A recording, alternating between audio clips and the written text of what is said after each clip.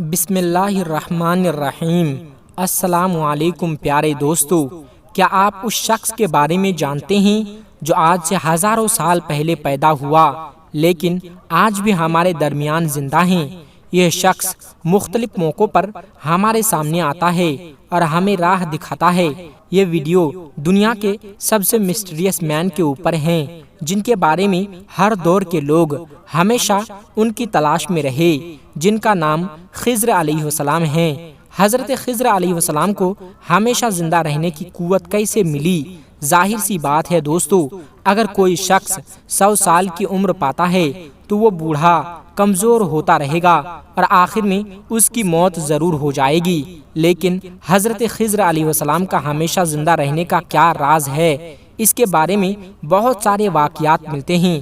جبکہ حضرت آدم علیہ السلام کی وفات کا وقت آیا تو آپ نے اپنے تمام لڑکوں کو جمع کر کے فرمایا، اے میرے بیٹو، بے شک اللہ تبارک و تعالی زمین والوں پر 1000 عذاب نازل فرمانے والا ہے، ایک بڑا عذاب نازل فرمانے والا ہے۔ تو میری وفات کے بعد میرے جسم کو گفا میں چھپا دینا، گفا میں رکھ دینا، یہاں تک کہ سکون پا جاؤں تو میرے جسم کو ملک شام میں دفن کر دینا۔ لہٰذا آپ کی وفات کے بعد حضرت آدم علیہ السلام کا جسم مبارک آپ کے بیٹوں کے پاس رہا۔ جب اللہ نے نوح علیہ السلام کو دنیا میں بھیجا تو انہوں نے حضرت آدم علیہ السلام کے جسم کو اپنے پاس رکھا۔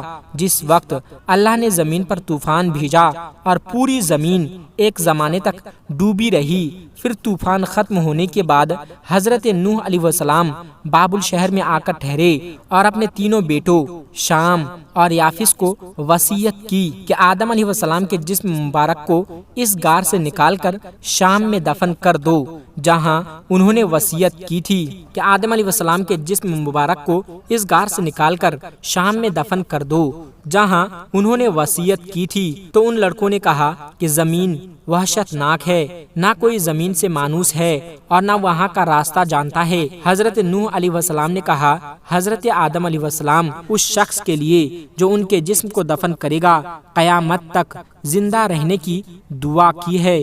پھر آپ کا جسم مبارک اسی طرح یہاں رہا، یہاں تک کہ حضرت آدم علیہ السلام کے ایک سلبی اولاد جن کا نام خضر تھا، انہوں نے آپ کے جسم مبارک کو دفن کیا۔ اللہ نے حضرت آدم کی دعا قبول فرمائی تو حضرت خضر علیہ السلام جب تک اللہ چاہے گا زندہ رہیں گے۔ حضرت خضر کی کنیت ابو العباس اور نام ولیہ تھا، ان کے والد کا نام ملکان تھا۔ حضرت خضر علیہ السلام کی یہ خصوصیت تھی کہ آپ جس جگہ بھی بیٹھتے تھے وہاں آپ کی برکت سے ہری ہری گھاس میں آگ لگ جایا کرتی تھی، اسی لیے لوگ آپ کو خضر کہتے ہیں، جس کا مطلب سبز چیز ہوتا ہے۔ ایک روایت کے مطابق آپ حضرت ذوالقرنین کے خالہ زاد بھائی تھے۔ حضرت ذوالقرنین اللہ کے ایک نیک بادشاہ تھے جنہیں اللہ نے زمین کے بڑے حصے پر حکومت عطا فرمائی تھی۔ حضرت خضر حضرت ذوالقرنین کے وزیر تھے۔ کتابوں میں حضرت خضر علیہ السلام کی لمبی عمر اور موت نہ آنے کی وجہ یہ بھی لکھی گئی ہے کہ آپ نے آب حیات نامی ایک چشمے کا پانی پیا تھا۔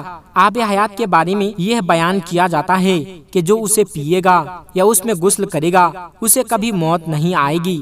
تورات کے باب یوحنا میں آب حیات کا ذکر یوں ملتا ہے، پھر اس نے مجھے بلور کی طرح چمکتا ہوا آب حیات کا ایک دریا دکھایا جو خدا کے تخت سے نکل کر اس شہر کے درمیان میں بہتا تھا اور دریا کے پار زندگی کا درخت تھا۔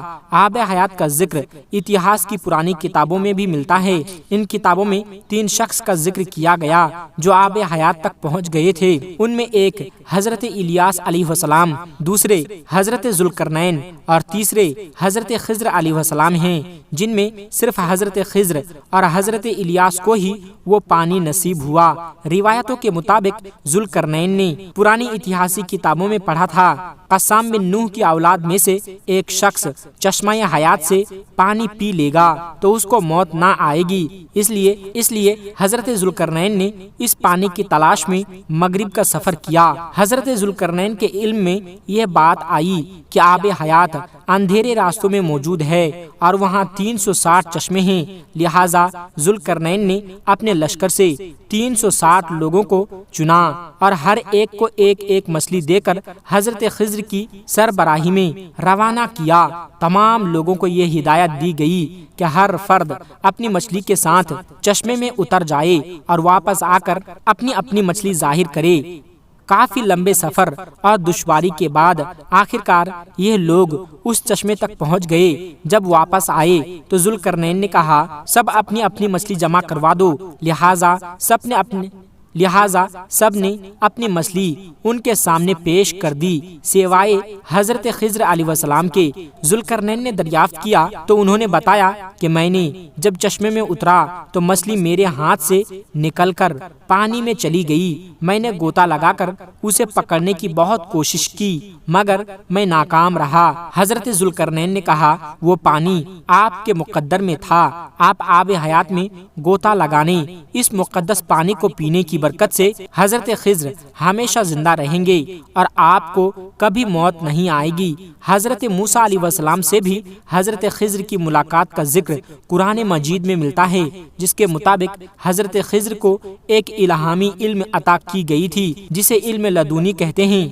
اس علم کو سیکھنے کے لیے حضرت موسیٰ حضرت خضر کی خدمت میں حاضر ہوتے ہیں اور ان سے درخواست کرتے ہیں کہ اللہ نے انہیں جو علم عطا کیا ہے وہ انہیں بھی سکھا دے، لیکن حضرت موسیٰ علیہ السلام کی جلد بازی اور صبر نہ کرنے کی وجہ سے حضرت خضر وہ علم مکمل طور پر حضرت موسیٰ علیہ السلام کو نہیں سکھا پاتے ہیں۔ پیارے دوستو، بعض علماء نے اس واقعہ کو دلیل بنا کر حضرت خضر کو نبی قرار دیا ہے، کیونکہ ایک پیغمبر کو ایک عام بندہ کوئی علم نہیں سکھا سکتا۔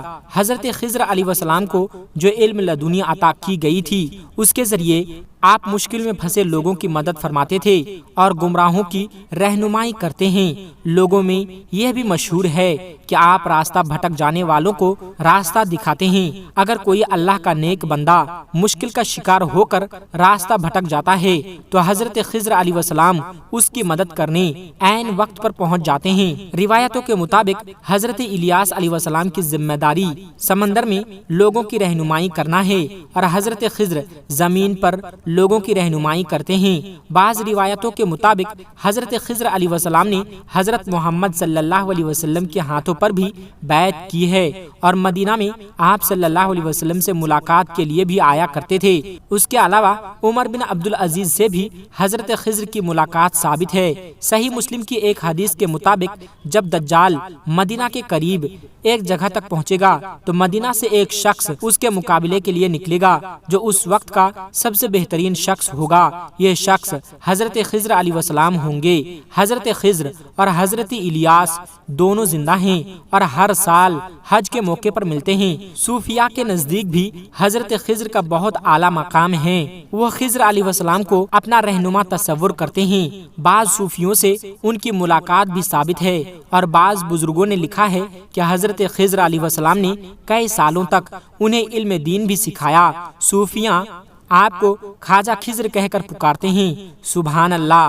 پیارے دوستو، ہم امید کرتے ہیں کہ آپ کو یہ معلوماتی ویڈیو پسند آیا ہوگا جو حضرت خضر علیہ السلام کے اوپر بنایا گیا ہے۔ تو اس ویڈیو کو آپ اپنے دوستوں میں ضرور شیئر کریں تاکہ ان لوگوں کو بھی یہ نالج مل سکے۔ تو ایسی ہی ویڈیو دیکھنے کے لیے آپ ہمارے چینل کو سبسکرائب ضرور کر لیجئے گا۔ ملتے ہیں ایک پھر نئی ویڈیو کے ساتھ، تب تک آپ اپنا اور اپنوں کا بہت ہی زیادہ خیال رکھیے گا۔ السلام علیکم ورحمۃ اللہ وبرکاتہ۔